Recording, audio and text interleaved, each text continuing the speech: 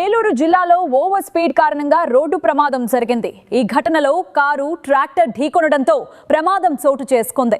వివరాల్లోకి వెళితే ఏలూరు జిల్లాలో ఓవర్ స్పీడ్ తో వస్తున్న కారు డ్రైవర్ బ్రేక్ పై నియంత్రణ కోల్పోవడంతో డివైడర్ ను ఢీకొని రోడ్డు పక్కన సేఫ్టీ పనులు చేస్తున్న ట్రాక్టర్ ను ఢీకొట్టింది.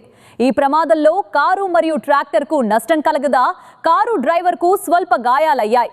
సమాచారం అందుకున్న పోలీసులు సంఘటనా స్థలానికి చేరుకుని పరిస్థితిని సమీక్షించారు. ప్రమాదానికి గల పూర్తి వివరాలు తెలియాల్సి ఉంది.